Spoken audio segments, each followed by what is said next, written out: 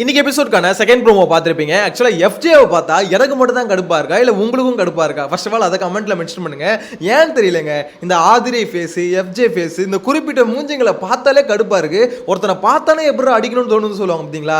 அந்த மாதிரி எஃப்ஜே, ஆதிரை இந்த ஃபேஸுங்களை பார்த்தாலே கடுப்பாவது என்னன்னே தெரியல. எனிவேஸ், இன்னைக்கு எபிசோட்கான செகண்ட் ப்ரோமோல என்ன நடந்தது அப்படின்றத ஒன் பை ஒன்னா பார்க்கலாம். அதெல்லாம் பார்க்கறதுக்கு முன்னாடி ஒரு முக்கியமான விஷயம், சேனலை ஃபர்ஸ்ட் டைம் பார்த்தீங்கன்னா சப்ஸ்கிரைப் பண்ணிக்கோங்க. முக்கியமான விஷயம் என்னன்னு பார்த்தீங்கன்னா, இந்த எஃப்ஜேக்கும் விஜே பார்வதிக்கும் பயங்கரமா ஒரு சண்டை வர மாதிரி தான் இந்த செகண்ட் ப்ரோமோல காமிக்கிறாங்க. ஆக்சுவலா என்ன சண்டைன்னு பாத்தீங்கன்னா, எஃப்ஜே வந்து அவரோட பவரை யூஸ் பண்ணணும்னு நினைக்கிறாரு. அதே மாதிரி விஜே பார்வதி வந்து பாத்தீங்கன்னா, நீ சொல்றதுல என்னால செய்ய முடியாது, ஒரு டீ குடிச்சிட்டு நான் போறேன்னு சொல்றேன், அது உனக்கு பிரச்சனையா? ஒன்னே எஃப்ஜே என்ன பண்றாரு, பிரவீன் எல்லாம் வெளியே வாங்க, அவள் தான் இவங்களுக்குலாம் எதுவும் வேலை செய்யக்கூடாது அப்படின்ற மாதிரி பாத்தீங்கன்னா அவர் வந்து அவர் பவர் யூஸ் பண்றாரு. ஸோ ஒன்னே கேப்டன் அங்க வராங்க. கேப்டன் வந்து என்ன பஞ்சாயத்துப்பா, அதாவது அங்க சும்மா ரெண்டு பேர் வாய்ஸ் ரைஸ் பண்ணாலே கேப்டன் வந்து முன்னாடி நின்னுறாங்க. அதாவது கேப்டன்சி பண்ணலாம், ஒரேடியா கேப்டன்சி வந்து கேப்டன் வந்து பாத்தீங்கன்னா ரொம்ப பொறுப்பா இருக்காங்க அப்படின்ற மாதிரி தான் சொல்லணும். ஸோ அந்த அளவுக்கு பாத்தீங்கன்னா சும்மா ரெண்டு பேர் தும்முனா கூட ஏன் ஏன் ஏன் என்ன தும்புறீங்க, ஏன் என்ன பிரச்சனை அப்படின்ற மாதிரி வந்து கேட்க ஆரம்பிச்சிட்டாங்க. ஸோ அந்த அளவுக்கு பார்த்தீங்கன்னா கனி வந்து ரொம்ப பொறுப்புணர்ச்சியோடு இருக்காங்க. பார்க்கலாம் எப்படி பண்ண போறாங்க அப்படின்ற மாதிரி. எனிவேஸ், அந்த பிரச்சனை வந்து இதுதாங்க. எஃப்ஜே ஒரு வேலை சொல்றாரு, அந்த வேலை செய்யறதுக்கு முன்னாடி செய்யறேன், ஆனால் ஒரு டீ குடிச்சிட்டு போறேன் அப்படின்ற மாதிரி இவங்க சொல்றாங்க. இல்லை எனக்கு அந்த வேலை செஞ்சுட்டு அப்புறம் போய் டீ குடி அப்படின்ற மாதிரி எஃப்ஜே சொல்றாரு. ஸோ இதுக்கு வந்து பார்த்தீங்கன்னா அந்த வேலையை செய்ய முடியாது, இப்படிலாம் பண்ணனா வேலை செய்ய முடியாதுன்னு இவங்க போயிடுறாங்க. எஃப்ஜே ஒன்னே பார்த்தீங்கன்னா பனிஷ்மெண்ட் எதிர்பார்க்குறாரு. அதாவது பிக் பாஸ்ட்டை கேட்டு சொல்லுங்க, எனக்கு அவங்களுக்கு ஒரு பனிஷ்மெண்ட் கொடுக்கணும், ஸோ அது என்னன்னு கேட்டு சொல்லுங்க அப்படின்ற மாதிரி சொல்றாரு. இது லைவ்ல ஆல்ரெடி முடிஞ்ச விஷயம் தான். ஆனா இங்க டாபிக் வந்து பாத்தீங்கன்னா இந்த பிரச்சனை டாபிக் கிடையாது, இவங்களுக்குள்ள போயிட்டு இருக்குல ஒரு பிரச்சனை, அது அந்த கான்செப்ட் தான் இங்க பிரச்சனை.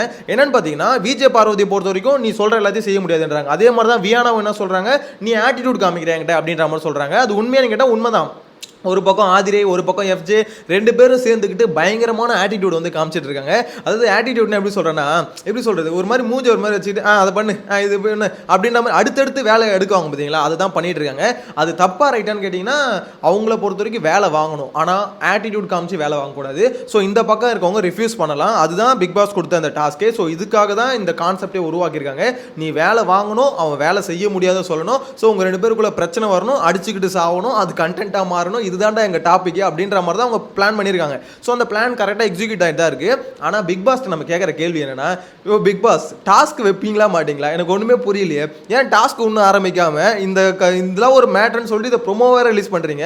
ஆல்ரெடி லைவ்ல முடிஞ்சிச்சு, ஸோ இதை ப்ரொமோவை போடுறீங்க. அப்போ எனக்கு என்ன டவுட் வருதுன்னா, உண்மையிலேயே நீ கண்டென்ட் இல்லையா? இன்னைக்கு டாஸ்க் ஆரம்பிக்கல, எதுவும் பண்ணலனா அப்போ இன்னைக்கு கண்டென்ட்டே இதுதானா? இந்த டீ பிரச்சனை, பெருகிற பிரச்சனை, என்னையா நீனு இதே பிரச்சனை எத்தனை வாரையா பார்க்குது? ஆல்ரெடி இந்த சீசன் வந்து நக்கிட்டு போயிட்டு இருக்கு, டிஆர்பி ஒண்ணுமே இல்லை அப்படின்ற மாதிரி பார்த்தீங்கன்னா மொத்த பேர் கழுவி ஊத்திட்டு இருக்காங்க. ஸோ மக்களுக்கு வந்து பார்க்குற ஒரு இன்ட்ரெஸ்ட் குறைஞ்சிட்டு இருக்கு. இந்த சமயத்தில் ஒரு வெயிட்டான ஒரு டாஸ்க்கை கொடுத்து எப்படியாவது இந்த டிஆர்பியை கொஞ்சம் ஏற்றுறதுக்கு, மக்கள்கிட்ட பார்த்தீங்கன்னா ஒரு எப்படி சொல்ற ரெஸ்பான்ஸ் அதிகரிக்கிறதுக்கு ஏதாவது ஒரு டாஸ்க் இன்ட்ரெஸ்டிங்காக கொடுப்பீங்கன்னு பார்த்தா, இன்னும் அந்த கதை சொல்ற டாஸ்க்கை வச்சு கதையை சொல்ல வச்சுட்டு இருக்கீங்க. எனக்கு ஒன்றுமே புரியலைங்க. அது ஒரு நாளில் ஒரு 4 பேர் கதை சொல்ல வச்சு டக்குன்னு முடிச்சு விட்டுருக்கலாம். ஆனால் இவங்க என்ன பண்ணுறாங்கன்னா, எப்படி ஓட்டுறது, இவங்க கான்செப்ட் புரிஞ்சிருச்சிங்க. வீட்டுக்குள்ளே இருக்கவங்க என்ன பண்ணுறாங்க, எப்படியாவது நான் ஒரு 60-70 நாள் அப்படியே சும்மா ஒப்பேத்தி ஓட்டினும் அப்படின்ற மாதிரி வீட்டுக்குள்ள இருக்கவங்க பிளான். விஜய் சேதுபதி பிளான் வந்து இந்த 105 நாள் எப்படியாவது நம்ம வந்து பாத்தீங்கன்னா ஷோவே பார்க்காம ஹோஸ்ட் பண்ணிடணும் அப்படின்ற மாதிரி விஜய் சேதுபதி அவரோட பிளான். இந்த பிக் பாஸ் டீமோட பிளான் என்னன்னா, எப்படியாவது மக்களை ஏமாத்தி ஒரு 105 நாள் இந்த ஷோ ஓட்டிட்டோம்னா நம்ம தப்பிச்சிட்டோம் அப்படின்ற மாதிரி அவங்க பிளான். அப்போ யாருமே உருப்படியா வேலை செய்யணும் அப்படின்றது உங்க பிளானே இல்லை, அதானே உண்மை? அப்படிதாங்க சொல்ல தோணுது. ஏன்னா அப்படிதான் போற போக்க பார்த்தா அப்படிதான் தோணுது. தெலுங்கு, மலையாளம் எல்லாம் பிச்சுக்கிட்டு போகுது, இது வந்து பாத்தீங்கன்னா நக்கிக்கிட்டு போகுது. இதுதான் இப்போதைக்கு போயிட்டு இருக்கு. எனிவேஸ், அந்த செகண்ட் ப்ரோமோல மேட்ரி இவ்வளவுதான் வச்சுக்கோங்களேன். இப்போ இந்த எஃப்ஜே மேட்ருக்கு வருவோம். ஆக்சுவலா எஃப்ஜே என்ன பண்ணுறாருன்னா, ஒரு ஆட்டிடியூட் காமிக்கிறாருன்னு சொன்னல, ஆட்டிடியூட் காமிக்கிறது தவிர மார்க் பண்ணுறாரு. யாருன்னு பார்த்தீங்கன்னா வியானாவை மார்க் பண்ணுறாரு. ஆக்சுவலாக வியானாவோட கேரக்டரைசேஷன் என்னன்னு நம்மளுக்கே புரிஞ்சிருச்சு. என்னன்னு பார்த்தீங்கன்னா, இந்த மாதிரி ஒரு மாதிரி முடியை தூக்கி விடுறது, கிட்டத்தட்ட லாஸ்ட் சீசன் சௌந்தர்யா இருந்தாங்க பார்த்தீங்களா, அந்த மாதிரி தான் இருக்காங்க. ஒரு மாதிரி பண்ணுறாங்க, அது வந்து அவங்க நேச்சுரலாக எனக்கு இப்படி தான் வருது அப்படின்ற மாதிரி சொல்லிட்டாங்க. ஸோ 3 வாரம் இப்போ ஆயிடுச்சு ஆல்மோஸ்ட். ஸோ இப்போ வந்து அவங்க சொல்கிறாங்க, என்ன மாதிரி அவன் பண்ணி வெறுப்பேற்றுறான் அப்படின்ற மாதிரி சொல்கிறாங்க. அது உண்மையானு கேட்டிங்கன்னா உண்மை தான். ஸோ சப்போர்ட்டுக்கு ஆதரியே வராங்க. இங்கே பிரச்சனை என்னன்னா, எஃப்ஜே கிட்ட ஒரு மேட்டர் பேசினா நடுவில் நீயாம வர அப்படின்ற ஒரு கேள்வி இருக்குல்ல. இவங்க ரெண்டு பேரும் பிரிக்கவே முடியாது. ரெண்டு பேரும் ஒரே வீட்டில் வர போட்டாங்களா, அவ்வளோதாங்க. இவனுங்க அழிச்சாட்டையும் தாங்கவே முடியாது. ஆல்ரெடி ஆதிரி வந்து பார்த்தீங்கன்னா இந்த வீட்டில் இருக்க சொன்னா பிக் பாஸ் வீட்டில் தான் போன வாரம் ஃபுல்லாக தங்கியிருந்தாங்க. அங்கே ஒரு தூங்குறதுக்கு மட்டும் அங்கே போயிட்டு மிச்ச டைம்லாம் இங்கே தான் டைம் ஸ்பெண்ட் பண்ணிட்டு இருந்தாங்க. இப்போ அவங்களுக்கு பிரச்சனையே இல்லை, என் தலையே இங்கே வந்துருச்சு, இதுக்கப்புறம் நான் என்ன, அவ்வளோதான், எங்களுக்கு ஒரே கும்மாளமாக தான் இருக்கும் அப்படின்ற மாதிரி தான் அவங்க என்ஜாய் பண்ணிட்டு இருக்காங்க. என்ஜாய் பண்ணுங்க, பிரச்சனை இல்லை. ஆனால் அவனுக்கு ஒரு பிரச்சனை, அவன் ஒன்று பேசிட்டு இருக்கானா, நீயாமா குறுக்கு வரன்னு இருக்குல்ல. ஸோ அந்த மாதிரி தான் ஆதிரை வந்து பார்த்தீங்கன்னா குறுக்க வந்து பேசிட்டு இருக்காங்க. எனிவேஸ், ஆனால் அதனால தான் சொல்கிறேன், இந்த 2 ஃபேஸுங்களையும் பார்த்தாலே கடுப்பாக இருக்குங்க. அதே மாதிரி இதில் நோட் பண்ண வேண்டிய விஷயம் என்ன தெரியுமா, இந்த சபரின்னு ஒரு நல்லவன் இருக்கார்ல, நல்லவன் வந்து எல்லா பிளானும் எல்லாமே பண்ணுறாப்புல, எக்ஸிக்யூஷன் மட்டும் ஏங்க எஃப்ஜே பண்ணுறாரு? இவர் ஏன் எந்த டாஸ்க்கும் கொடுக்கல? இவர் ஏன் மற்றவங்கள பகச்சிக்கல? எனக்கு புரியலையே. அதாவது இதுதான் அவரோட ஸ்ட்ராட்டஜி. அதாவது மற்றவங்ககிட்ட நான் நல்லவனாக தான் இருப்பேன், ஐடியா வந்து கொடுத்துருவேன், நீ வந்து போய் எல்லாத்தையும் பண்ணு, கெட்ட பேர் நீ வாங்கிக்கோ, நான் வந்து நல்லவனாக இருப்பேன் அப்படின்ற மாதிரி தான் சபரி இருக்காரு. நிறைய பேர் அதை நோட்டீஸே பண்ண மாட்டாங்க. ஏன்னா சில பேர் ரிவ்யூவில் நம்ம கமெண்ட்ஸ் வந்து சொல்கிறாங்க, என்ன ப்ரோ நீங்கள் சபரி அப்படி என்ன பண்ணிட்டார் அப்படின்னு. இல்லைங்க, இப்போ எஃப்ஜே ஆதிரை எல்லாருமே இப்படி ஆடுறாங்கல்ல, அதுக்கு ஒரு காரணம் சபரி தான். ஏன்னா அவர் தான் என்ன பண்ணுறது, ஸ்ட்ராட்டஜி போடுறாரு. சபரி கிட்ட பேசுறாரு, இது எஃப்ஜே கிட்ட பேசிட்டு இருந்தார் சபரி.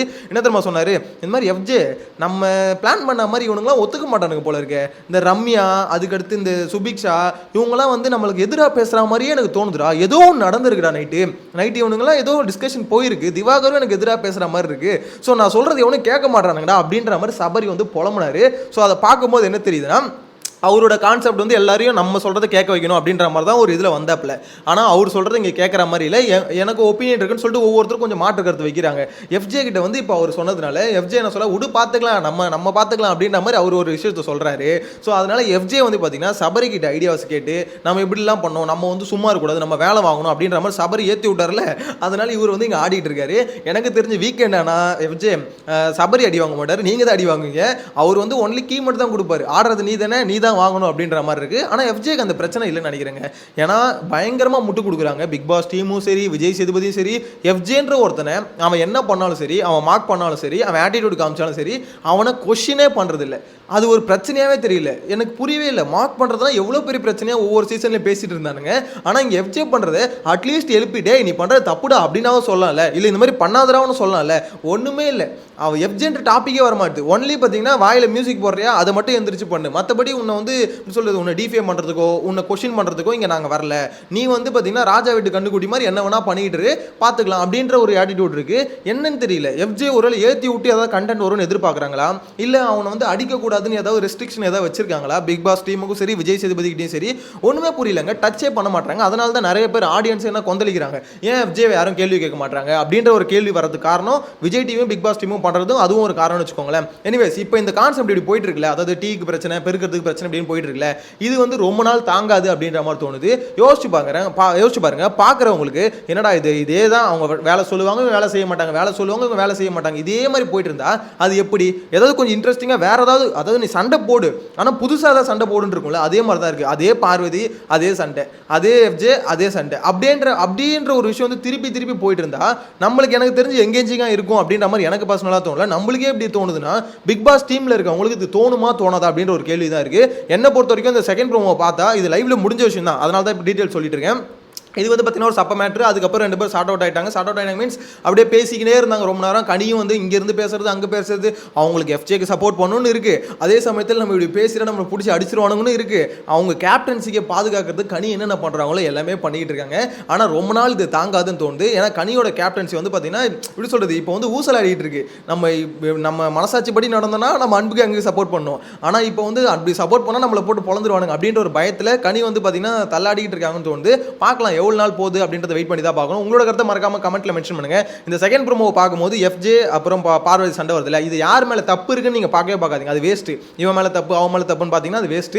ஏன்னா இதுல வந்து ஒரு சப்ப மேட்ரு. இது வந்து டாஸ்க் இப்படி தான் கொடுப்பாங்க. நான் கேட்கறது, இந்த கண்டென்ட் வந்து உங்களுக்கு இன்ட்ரெஸ்டிங்கா இருக்கா? அதாவது இந்த மாதிரி டாஸ்க்கை கொடுக்குறது அவங்க செய்யாம இருக்கு, இது வந்து இன்ட்ரெஸ்டிங்கா இருக்கா? ஸோ இதை பற்றி உங்களோட ஒப்பீனியன் கமெண்ட்ல மென்ஷன் பண்ணுங்க. நெக்ஸ்ட் வீடியோல மீட் பண்ணலாம். Bye by.